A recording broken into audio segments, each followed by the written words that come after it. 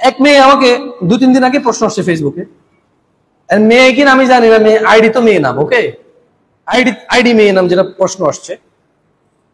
তো বললো যে আমি আল্লাহকে খুব ভয় করি, আমি কোনো হারাম সম্পর্কে জড়িত নাই, তবে একটা ছেলেকে আমার খুব পছন্দ। আমি দেখাইতে পারবো ভাই, এই যে এই মোবাইলে আছে, দেখা দেবো।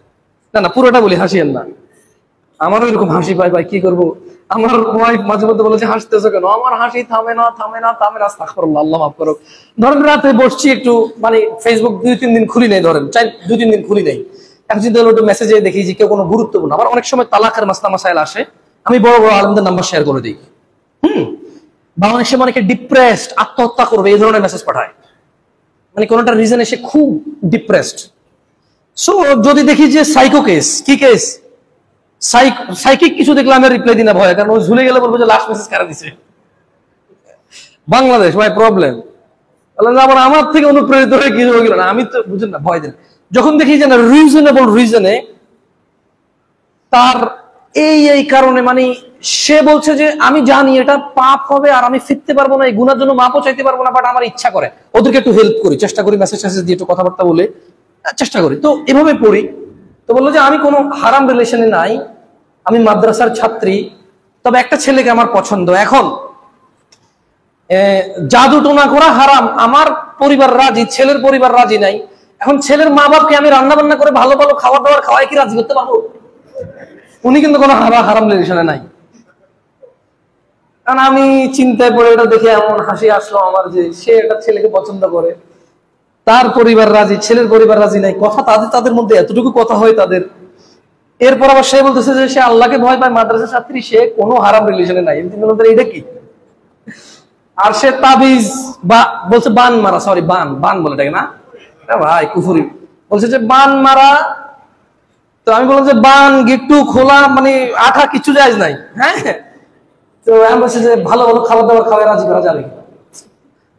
দেখেন সে নিজেকে নিজে ফতোয়া দিচ্ছে, সে যেটাতে আছে সেটা হালাল। How can you help her? যখন সে মনে করে ছেলের সাথে কথা বলতেছে, তবে বেশি কথা না, মাঝে মধ্যে, কখন মাঝে মধ্যে, একটু এভাবে বললাম আর কি। যখন সে বিলিভ করে ছেলের সাথে সে কথা বলতেছে, হ্যাঁ তোমাকে বিয়ে করবো, বিয়ের প্রস্তাব পাঠাবো, তুমি বিয়ের প্রস্তাব পাঠাও, ছেলে বলতেছে যে শোনো তোমার পরিবার তো রাজি হয়েছে, আমার আব্বা মা তো রাজি হচ্ছে না, তাদের মধ্যে এই কথাগুলো হয় মাঝে মধ্যে। কখন?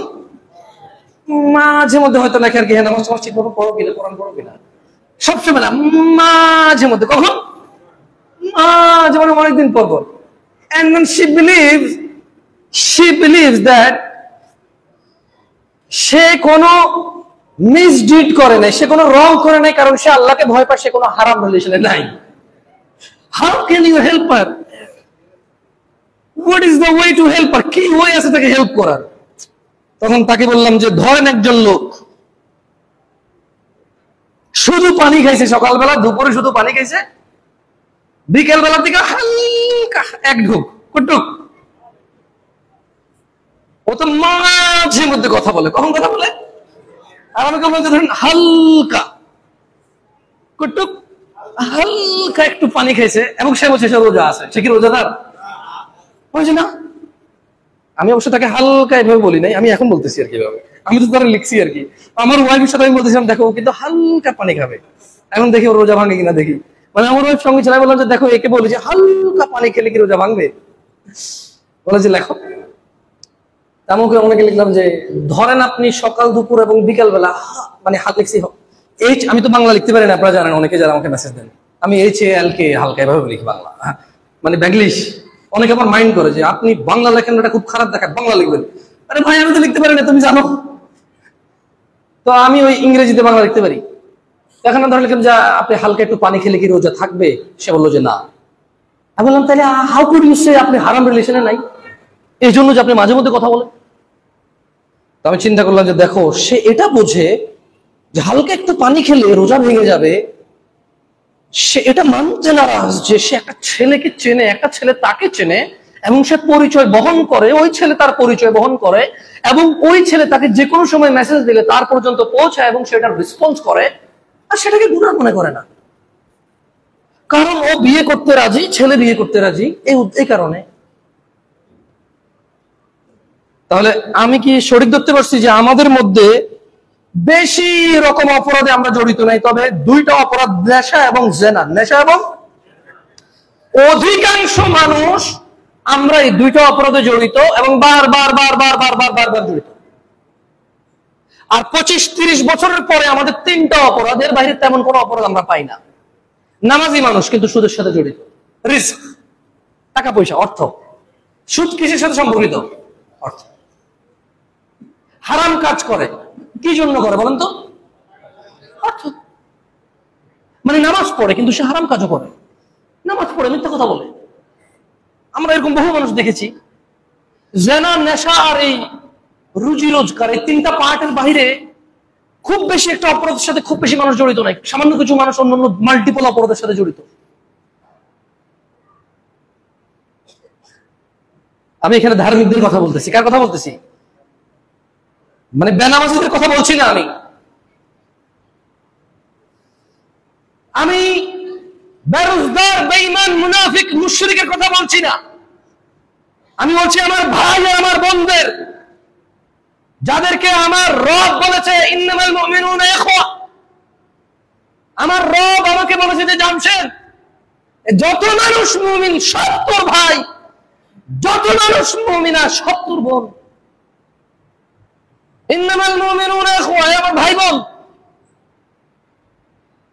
এরপর আবার আমাকে বলছে যে তোর মায়ের পেটের বোন, তার সাথে তোর দেখা দেওয়া যাবে, ওরা তোর বোন হলেও দেখা দেওয়া যাবে না, কথা বলা যাবে না। মামতো বোন বিয়ে করা যায় না? আমরা বোন কই তো স্টিল কই না। এরকমই বাকিরা বোন যাদেরকে বিয়ে করা যায়, তাই ওদের সাথে দেখা দেওয়া হারাম, কথা বলা হারাম, সম্পর্ক রাখা হারাম। ইফ নেসেসারি, কিছু প্রয়োজন হলে যদি কোনো থ্রুতে প্রপার ওয়েতে আসে, ইউ ক্যান প্রোভাইড। আমি দেখছি আমার ভাই আর আমার বোনরা নেশা, জানা আর এই রুজি রোজগারের ম্যাটারটা যদি সলভ করতে পারে, তাদের 98% সলিউশন হয়ে যাবে। তেমন এরপরে আর তারা মারামারি করে না বেশি একটা। তারা বেশি একটা মারামারি করে না। মানে আরো অনেক অপরাধ আছে যেগুলো ওরা করে না। শুকর খায় না, কুকুর খায় না, মদ কেউ খায় কেউ খায় না, কিন্তু আবার কেউ মদ খায় না, আবার কেউ সুদ খায়। মানে কেউ মদ খায় না কিন্তু সে কি খায়? সুদ খায়। যাই হোক, অশ্লীলতার বিষয়ে সামান্য একটু কথা বলে তোমাদের থেকে বিদায় নিয়ে নেব, আপনাদেরকেও বিদায় ছেড়ে দেব, কারণ আপনারা অনেকক্ষণ আগে আসছেন, আমি হয়তো এখন আসছি। রব আল্লাহ নবী সাল্লাল্লাহু আলাইহি সাল্লামকে বলছে যে বোনরা আপনারা মনোযোগ দিয়ে শুনবেন, কারণ অশ্লীলতা শুধু পুরুষ পুরুষে বাংলাদেশে এখনো তেমন পাওয়া যায় না। পৃথিবীর অনেক দেশে অশ্লীলতা পুরুষ পুরুষ, মহিলা মহিলা অশ্লীলতা হয়, তবে এগুলো যত অল্প হয় এর চাইতে বেশি প্রচার হয়, যাতে আপনি উদ্বুদ্ধ হন, যাতে আপনি কি হন, ছেলে ছেলে এবং মেয়ে যতটুকু এই পৃথিবীতে এখন 100 গুণ বড় করে এটাকে দেখানো হয়, সুন্দর শোভা সৌন্দর্যমণ্ডিত করে আকৃষ্টতার সাথে পেশ করা হয়, যাতে আপনি আকৃষ্ট হন। এখনো এত বেশি মানুষ আলহামদুলিল্লাহ এগুলো থেকে বেঁচে আছে, আলহামদুলিল্লাহ অনেক মানুষ বেঁচে আছে। তো আমার রব বলছেন যে কুল ও মুহাম্মদ, আপনি বলেন সাল্লাল্লাহু আলাইহি সাল্লাম, ইন্নামা হারামা রাব্বি, আমার রব নিষেধ করেছে, হারাম করেছে, নিষিদ্ধ করেছে, আল ফাওয়াহিশা মা যাহারা মিনহা ওয়া মা বাতান। ভাই ও বোন আমার, আল্লাহ নিষিদ্ধ করেছেন অশ্লীলতা, যেটা প্রকাশ্যে এবং যেটা গোপনে। কেউ বলতে পারেন গোপনে অশ্লীলতা কোনটা? কোনটা গোপন? একটা উদাহরণ দিতে পারবেন কেউ একজন? হ্যাঁ, ও তো নাটক দেখা অপরাধ না? পর্নোগ্রাফি খেলি অপরাধ না? দেশের কি হয়েছে ভাই, একবারে ডাইরেক্ট ডিপে চলে গেলেন ভাই। এত বলছেন, ভালো বলছেন, ওকে। আপনার কাছে কি মনে হয় একটা মানুষ দিনে 24 ঘন্টা পর্নোগ্রাফি দেখে?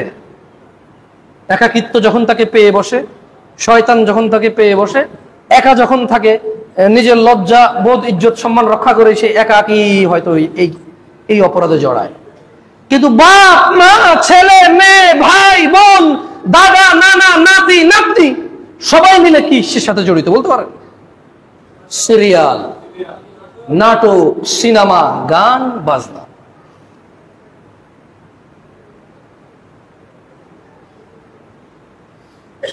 এটা হচ্ছে প্রকাশ্যে অপরাধ। কি অপরাধ এটা?